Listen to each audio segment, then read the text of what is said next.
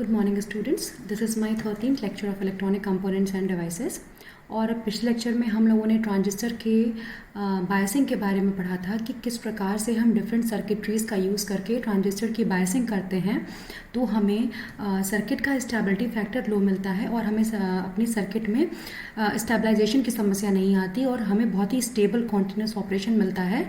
और हम लोगों ने ये भी जाना था कि पोटेंशियल डिवाइडर बायसिंग हमारे सबसे इम्पॉर्टेंट सेक्शंस में से एक आती है जिसको हम इस्तेमाल करते हैं, क्योंकि उस केस में स्टेबिलिटी फैक्टर 1 आ रहा था जो कि बहुत कम था और हमारी सर्किट की स्टेबिलिटी बहुत ही अच्छी थी। तो आइए अब इसी क्रम में हम आगे बढ़ते हैं और आज पढ़ते हैं FET। तो FET क्या होता है? Field effect transistor. एक ऐसा ट्रांजिस्टर जिसमें जो हमारा करंट का प्रवाह है वो पोटेंशियल के द्वारा गवर्न होता है, या हम कह सकते हैं कि इलेक्ट्रिक फील्ड के इफेक्ट के द्वारा गवर्न होता है। तो FET हमारी 3 टर्मिनल डिवाइस होती है जिसके 3 टर्मिनल्स होते हैं। पहला है गेट, दूसरा है सोर्स, तीसरा है ड्रेन। तो जो हमारा सोर्स टर्मिनल है, जैसा कि नाम से ही क्लियर है, वह टर्मिनल होता है जहां से हमारे कैरियर्स प्रवाहित होते हैं, निकलते हैं। ठीक है। ड्रेन टर्मिनल वह टर्मिनल होता है जहां पे फाइनली हमारे सारे कैरियर्स एकत्रित होते हैं। गेट टर्मिनल FET का सबसे इम्पॉर्टेंट टर्मिनल होता है, क्योंकि गेट टर्मिनल पे अप्लाई किए जाने वाले वोल्टेज से ही हमें ये पता चलता है कि हमारी करंट का प्रवाह कितना होगा। इसे हम आगे डिटेल में पढ़ेंगे। तो इसको हम कहते हैं यूनिपोलर। जैसे आपको याद हो तो हमने BJT पढ़ा था, तो BJT में था बाईपोलर जंक्शन ट्रांजिस्टर। बाईपोलर हम उसे क्यों कह रहे थे? क्योंकि BJT में हमारे ट्रांजिस्टर में जो करंट का कंडक्शन था, करंट का प्रवाह था, वो दोनों प्रकार के वाहकों के कारण हो रहा था। इलेक्ट्रॉन्स भी, होल्स भी, मेजॉरिटी भी और माइनॉरिटी भी, यानी दोनों प्रकार की पोलरिटीज थे, पॉजिटिव पोलरिटी भी और नेगेटिव पोलरिटी भी। इसीलिए bipolar, bi means 2, uni means 1। तो वह डिवाइस या वह ट्रांजिस्टर जिसमें करंट का कंडक्शन या करंट का प्रवाह केवल एक प्रकार की पोलैरिटी से होता है, या तो नेगेटिव पोलैरिटी या तो पॉजिटिव पोलैरिटी, या तो इलेक्ट्रॉन्स या तो होल्स, यानी सिर्फ और सिर्फ मेजॉरिटी वाहकों के द्वारा होता है, उसे हम कहते हैं यूनिपोलर। तो FET को हम कहते हैं यूनिपोलर ट्रांजिस्टर। ठीक है। अब इस डिवाइस में जो करंट का कंडक्शन होता है वो इलेक्ट्रिक फील्ड के द्वारा गवर्न किया जाता है, जैसे हम आगे अभी पढ़ेंगे। FET को हम क्लासिफाई कर सकते हैं 2 भागों में, JFET और MOSFET। यहाँ जो ये आपका J है इसको हम कहते हैं जंक्शन फील्ड इफेक्ट ट्रांजिस्टर, और ये जो MOS दिख रहा है इसे कहते हैं मेटल ऑक्साइड सेमीकंडक्टर। ठीक है। यहाँ पे हम एक ऑक्साइड की परत लगाते हैं हर एक टर्मिनल पे, चाहे वो हमारा गेट टर्मिनल हो, चाहे सोर्स टर्मिनल, चाहे ड्रेन टर्मिनल हो। इंसुलेशन कर देते हैं उसका मेन आपकी सर्किट या बॉडी से, इसीलिए इसको कहते हैं metal oxide semiconductor. Junction field effect transistor आपका सिमिलर ट्रांजिस्टर की तरह होता है। JFET हमारा 2 प्रकार का होता है, N चैनल और P चैनल, जबकि जो हमारा MOSFET होता है वो 2 प्रकार का होता है, डिप्लीशन और एनहेंसमेंट, जिसको हम आगे पढ़ेंगे। और depletion N channel P channel type का, एनहेंसमेंट N चैनल और P चैनल टाइप का, ये सब हमें आगे पढ़ना है। फिलहाल आज हम कंसंट्रेट करते हैं फील्ड इफेक्ट ट्रांजिस्टर पे। तो क्या है फील्ड इफेक्ट ट्रांजिस्टर? एक ऐसी डिवाइस है जिसमें करंट का कंडक्शन केवल एक प्रकार के वाहकों के द्वारा होता है, इसीलिए हम इसे कहते हैं यूनिपोलर। इसके 3 टर्मिनल होते हैं, सोर्स, ड्रेन और गेट। गेट टर्मिनल हमारा वह टर्मिनल है जिसपे हम जब वोल्टेज अप्लाई करते हैं तो इसका निर्धारण होता है कि करंट कितनी बढ़ेगी या कितनी घटेगी। यहाँ पे जो करंट का कंडक्शन है वो इलेक्ट्रिक फील्ड के इफेक्ट के द्वारा कंट्रोल किया जाता है। कैसे किया जाता है ये आपको मैं आगे वर्किंग में समझाऊंगी। चलिए, तो ये मैंने आपको बता ही दिया कि 3 टर्मिनल होते हैं, गेट, सोर्स और ड्रेन। अब चैनल क्या होता है? वह क्षेत्र या वह एरिया जहां पे हमारे मेजॉरिटी वाहक सोर्स से ड्रेन तक जाते हैं। इसको समझने के लिए आइए जरा हम ये N चैनल JFET की सर्किट को लेके चलते हैं, इसके डायग्राम को लेके चलते हैं। तो इसमें हम क्या करते हैं, एक N टाइप का ब्लॉक ले लिया हमने, प्लस 2 P टाइप के आइलैंड्स ले लिए और उसमें इंसर्ट कर दिया। तो अब देखिए PN हमारा एक जंक्शन, PN हमारा एक जंक्शन। अब इसी जंक्शन के आसपास इसकी क्या होगी? डिप्लीशन रीजन होगी। ठीक है। तो अब ये हमारा सोर्स टर्मिनल जहाँ से हमारे कैरियर्स का उत्सर्जन होगा, ये हमारा ड्रेन टर्मिनल जहाँ पे हमारे अंततः कैरियर्स इकट्ठा होंगे, ये हमारा गेट टर्मिनल। ये जो दोनों पी आपके सेमीकंडक्टर से या इंटरनली या एक्सटर्नली इस गेट से आपस में जुड़े होते हैं। ठीक है, हमने इलेक्ट्रॉन लिखा है क्योंकि हमने जो एन टाइप का बार लिया है इसकी वजह से। तो ये है हमारा चैनल, वह क्षेत्र जहां पे मेजॉरिटी वाहक सोर्स से ड्रेन तक जाते हैं उसे कहते हैं हम चैनल। ठीक है, इसी गेट वोल्टेज के ऊपर यह निर्धारित होता है कि पीएन जंक्शन के आसपास की जो डिप्लीशन की चौड़ाई है वो कितनी होगी।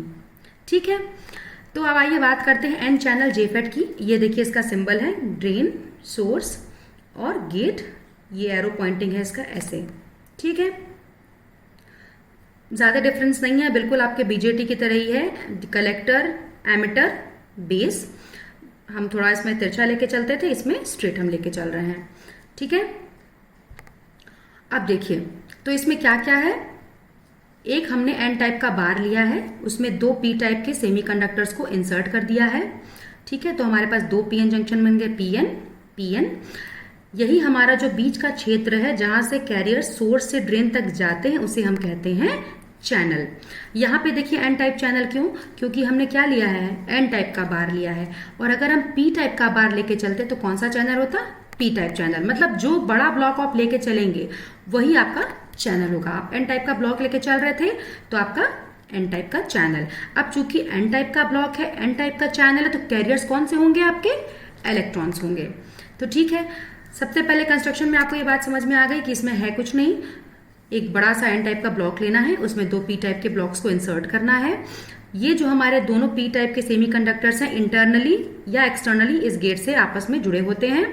सोर्स वह टर्मिनल है जहां से कैरियर्स निकलेंगे, ड्रेन वह टर्मिनल है जहां पे कैरियर्स अंततः पहुंचेंगे। हम इसे एन टाइप चैनल इसलिए कह रहे हैं क्योंकि जो हमने बार लिया है वो एन टाइप का है और उसी के अंदर हमारे कैरियर्स सोर्स से ड्रेन तक जाएंगे। चलिए अब आगे बढ़ते हैं। ठीक है, अब देखिए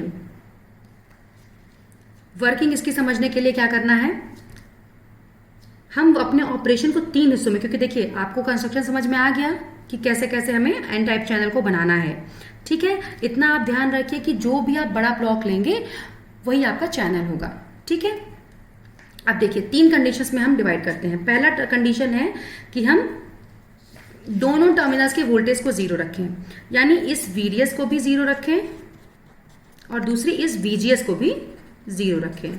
ठीक है, ये हमारी पहली कंडीशन है जो कि मैंने देखी यहाँ पे दिखाई है, वीडीडी बराबर वीजीजी बराबर जीरो, यानी हमने इसको भी जीरो कर रखा है, इसको भी जीरो कर रखा है।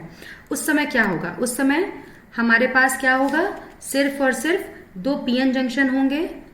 ठीक है, उन दो पीएन जंक्शंस के साथ उनकी जुड़ी हुई एक डिप्लीशन रीजन होगी, क्योंकि आपको पता है कि जब भी जंक्शन बनेगा कैरियर्स का चार्जेस का इम्बैलेंस होगा, डिफ्यूजन की प्रक्रिया स्वतः स्टार्ट होगी।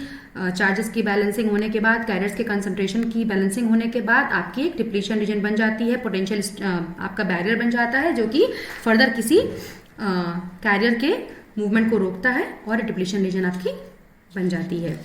तो जब आपने कोई भी वोल्टेज अप्लाई नहीं किया, यहाँ भी कोई वोल्टेज नहीं है, यहाँ भी कोई वोल्टेज नहीं है, तो आपके दो पीएन जंक्शन होंगी, उनके साथ उनकी एक डिप्लीशन रीजन मौजूद होगी। बस इतना होगा। सेकंड केस में अब आपने क्या किया, ये देखिए सेकंड केस मैंने यहाँ शो किया, देखिए सेकंड लिखा है, हमने इस वीडीएस को अप्लाई कर दिया लेकिन वीजीजी को अभी भी क्या रखा, जीरो रखा। अब देखिए ये आपका है एन टाइप चैनल। ठीक है, तो एन को नेगेटिव हमने यहां से इसे जोड़ दिया।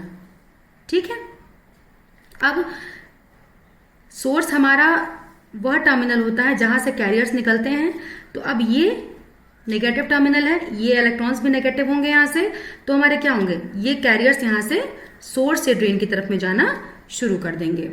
अब जैसे जैसे हम इस वीडीएस को बढ़ाते जाएंगे हमारे कैरियर्स की संख्या बढ़ती चली जाएगी और ढेर सारे कैरियर्स हमारे सोर्स से लेकर ड्रेन तक के जाएंगे। नेक्स्ट आपका क्या होगा, थर्ड कंडीशन है, हमने वीडीएस को जैसा अप्लाई किया था वैसा अप्लाई किया, इस वीजीएस को भी अप्लाई कर दिया। ये आपकी थर्ड कंडीशन। अब हमने क्या किया, इस वीजीएस को भी अप्लाई कर दिया। तो अब क्या होगा, हमने ये रिवर्स बायस कर दिया है, आपको दिख रहा होगा, ठीक है, इको नेगेटिव एंड को पॉजिटिव।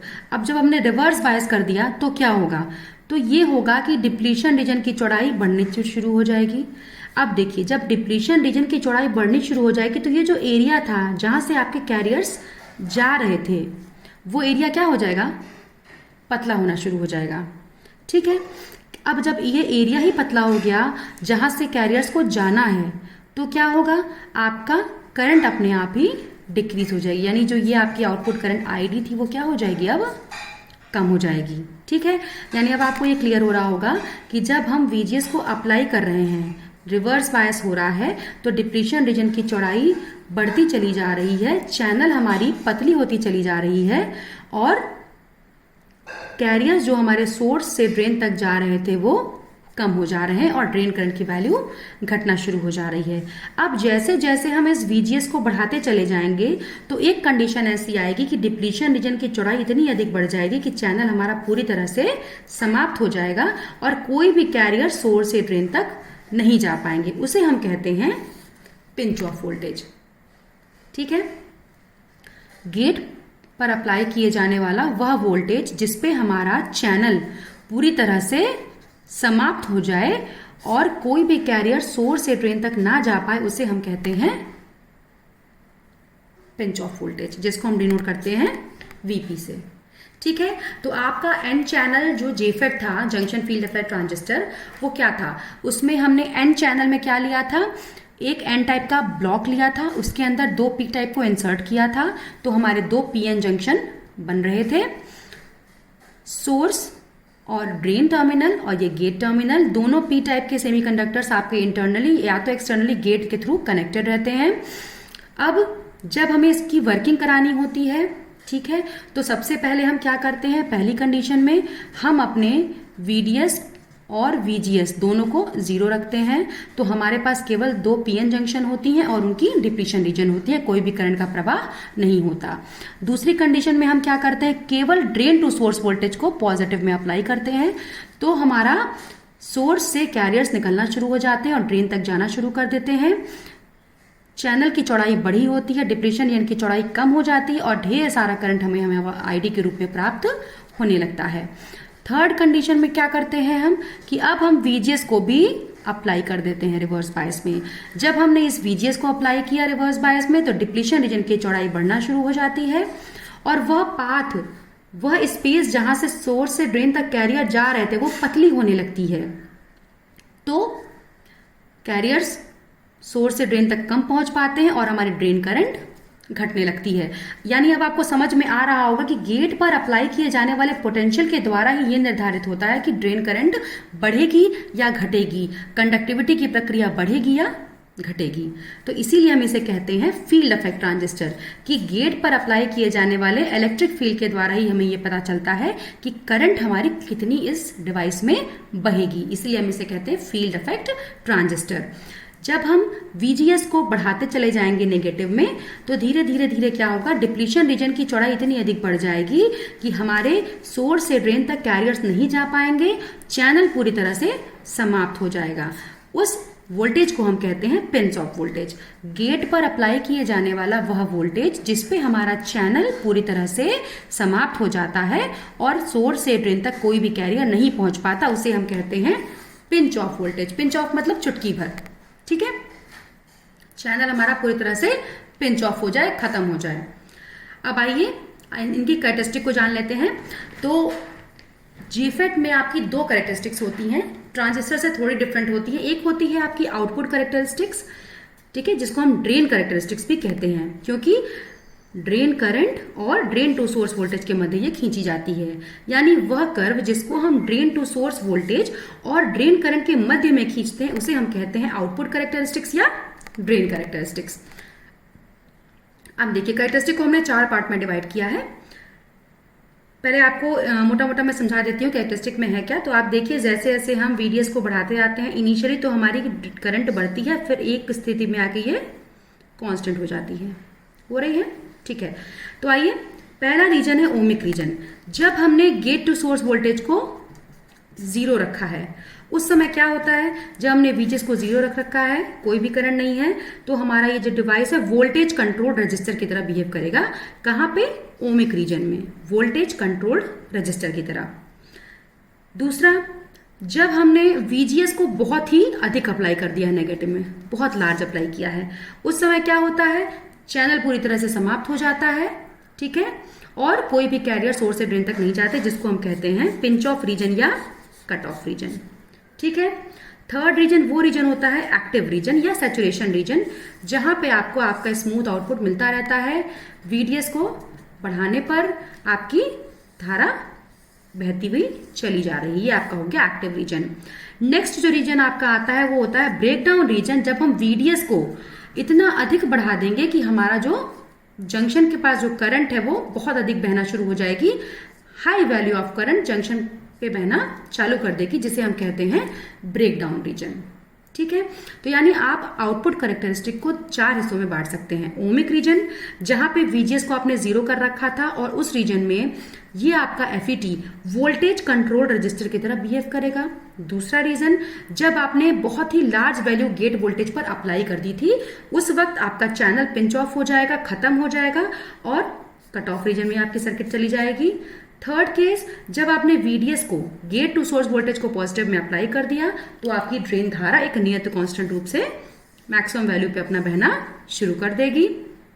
चौथी कंडीशन है ब्रेकडाउन रीजन की, जब हमने VDS को इतना अधिक बढ़ा दिया कि जंक्शन पे ब्रेकडाउन हो गया और मैक्सिमम करंट हमें प्राप्त होती है किसकी? JFET की, ठीक है। अब आइए इसकी नेक्स्ट कैरेक्टरिस्टिक पढ़ते हैं, जिसको हम कहते हैं ट्रांसफर कैरेक्टरिस्टिक।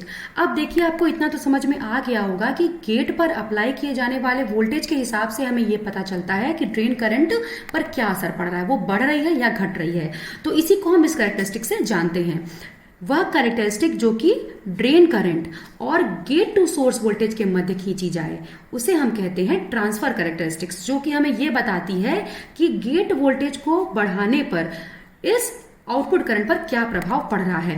तो ये देखिए, आपकी वैल्यू है ड्रेन करंट की मैक्सिमम सैचुरेशन वैल्यू, जो आपको मैक्सिमम वैल्यू मिलती है ड्रेन करंट की, मैक्सिमम सैचुरेशन करंट, ठीक है। अब जैसे जैसे हम गेट वोल्टेज को धीरे धीरे नेगेटिव में बढ़ाते जाएंगे, ये देखिए आप ड्रेन करंट धीरे धीरे कम होना शुरू हो गई और एक वोल्टेज ऐसा आएगा जहां पे आपकी ड्रेन करंट पूरी तरह से समाप्त हो जाएगी, जहां पे हम जिसको कहते हैं पिंच ऑफ पॉइंट या पिंच ऑफ वोल्टेज, ठीक है। तो ये है आपकी ट्रांसफर कैरेक्टरिस्टिक्स, जिसको हम ड्रेन करंट और गेट टू सोर्स वोल्टेज के मध्य खींचते हैं, ताकि हमें ये पता चल सके कि गेट टर्मिनल पर वोल्टेज अप्लाई करने पर इस आउटपुट धारा पर क्या प्रभाव पड़ रहा है। तो कुल मिलाकर जो JFET का एन चैनल JFET का पूरा ऑपरेशन है, वो गेट पर अप्लाई किए जाने वाले वोल्टेज पर ही निर्भर करता है। पूरी कैरेक्टरिस्टिक को, पूरे ऑपरेशन को आप 3 भागों में डिवाइड करते हैं, जहां पे पहले केस में आप दोनों वोल्टेजेस को, ड्रेन और सोर्स के मध्य का वोल्टेज और गेट और सोर्स के मध्य का वोल्टेज 0 रखते हैं, तब कोई भी धारा का प्रवाह नहीं होता। दूसरे केस में आप सिर्फ ड्रेन टू सोर्स वोल्टेज को पॉजिटिव में अप्लाई करते हैं, तो आपकी ड्रेन करंट जो है वो बढ़ना शुरू हो जाती है। तीसरे केस में आप VGS को रिवर्स बायस में अप्लाई करते हैं, तो PN जंक्शन से जो संबंधित डिप्लीशन रीजन थी, डिप्लीशन रीजन वो बढ़ने लगती है और धारा आपकी कम होने लगती है। क्यों? क्योंकि चैनल आपकी संकरी हो जाती है, पतली हो जाती है, तो कैरियर्स को जगह ही नहीं मिलता जाने के लिए सोर्स से ड्रेन तक के। अब आइए JFET के कुछ पैरामीटर्स भी हैं, जिसको हम देख लेते हैं। Drain resistance, ratio of the change in the drain to source voltage to the drain current. Drain current में जो चेंजेस आ रहे हैं उसके सापेक्ष आपका ड्रेन टू सोर्स वोल्टेज में क्या चेंज आ रहा है at the constant value of VGS को हम कहेंगे RD, that is your AC drain resistance या डायनेमिक रेजिस्टेंस भी कहते हैं इसे हम, ठीक है, जो कि ड्रेन टू सोर्स वोल्टेज और ड्रेन करंट के मध्य में लिया जाता है। Transconductance is the most important factor. ये फैक्टर आपको डिनोट करता है GM से। ये फैक्टर शो करता है कि गेट वोल्टेज के बढ़ाने या घटाने पर ड्रेन करंट पर क्या प्रभाव पड़ रहा है। Ratio of the change in the drain current to the change in the gate to source voltage at constant value of VDS, कि हमने VDS को तो स्थिर रख दिया, अब हम क्या कर रहे हैं, गेट वोल्टेज को बढ़ाते चले जा रहे हैं और ये देख रहे हैं कि इससे हमारी आउटपुट करंट पर क्या प्रभाव पड़ रहा है। इसको हम कहते हैं trans conductance. Milli ampere per volt या माइक्रो ओम्स में इसको हम लेके चलते हैं। चलिए अब आपका जो नेक्स्ट पैरामीटर आता है वो आता है एम्प्लीफिकेशन फैक्टर। भाई आपका ट्रांजिस्टर का मेन काम होता है एम्प्लीफिकेशन का, जिसके लिए हम उसको डिजाइन करते हैं। तो ये हमारी आपको दिख रही होगी आउटपुट वोल्टेज, ये है हमारी गेट वोल्टेज। तो the ratio of the change in the drain to source voltage to the change in the gate to source voltage. ठीक है, गेट टू सोर्स वोल्टेज में जब चेंज आ रहा है तो उसके सापेक्ष VDS पर क्या प्रभाव पड़ रहा है eight constant value of ID, उसे हम कहेंगे एम्प्लीफिकेशन फैक्टर, जो कि हमें ये बताता है कि कितनी हमारी वोल्टेज एम्पलीफाई होकर हमें प्राप्त होती है। अब आइए हम जल्दी से इन तीनों के बीच में रिलेशनशिप डिराइव कर लेते हैं। किसके बीच में? हमारे डायनेमिक रेजिस्टेंस के बीच में, ट्रांस कंडक्टेंस के बीच में और एम्प्लीफिकेशन फैक्टर के बीच में। अब एम्प्लीफिकेशन फैक्टर आपको पता है कि del VDS upon del VGS होता है एट कांस्टेंट ID। तो अब हम क्या करेंगे, RHS में यानी left hand side right hand side में हम क्या करेंगे, डेल ID से डिवाइड कर देंगे। डिवाइड करने के बाद थोड़ा सा रीअरेंज किया तो देखिए ये क्या आ गया आपका, del VDS upon del ID। तो ये क्या था आपका, drain resistance, drain to source voltage और ड्रेन करंट के मध्य में जो रेशियो था। अब ये देखिए गेट वोल्टेज में चेंज होने से जो ड्रेन करंट में चेंज आ रही थी उसको हम क्या कह रहे थे, ट्रांस कंडक्टेंस यानी GM, यानी mu equals to RD into GM। ठीक है, तो ये है आपका N चैनल GFET। तो एक बार जल्दी से मैं आपको थोड़ा सा जिस्ट इसका समझा देती हूँ कि जब भी आप अपने ट्रांजिस्टर में यूनिपोलर की बात करेंगे तो that is your field effect transistor, जिसमें करंट का कंडक्शन केवल एक प्रकार की पोलैरिटी के चार्जेस के द्वारा होता है, या तो इलेक्ट्रॉन्स या तो होल्स। और इसमें जो करंट हमारी होती है वो गेट पर अप्लाई किए जाने वाले वोल्टेज के ऊपर निर्धारित होती है, इसीलिए हम कहते हैं इसे फील्ड इफेक्ट ट्रांजिस्टर। जो इसका मेन पैरामीटर होता है वो होता है ट्रांस कंडक्टेंस, जो कि हमें बताता है कि गेट पर हम कितना वोल्टेज अप्लाई कर रहे हैं और उसके सापेक्ष ड्रेन करंट में क्या प्रभाव पड़ रहा है। 3 टर्मिनल होते हैं, गेट, सोर्स और ड्रेन टर्मिनल। तो आई होप सो स्टूडेंट्स, आपको आज का ये लेक्चर मेरा समझ में आया होगा। काइंडली गो थ्रू इट और आपकी जो भी क्वेरीज हो आप डेफिनेटली मुझे पोस्ट करिए। तो मिलते हैं फिर नेक्स्ट लेक्चर में। Thank you.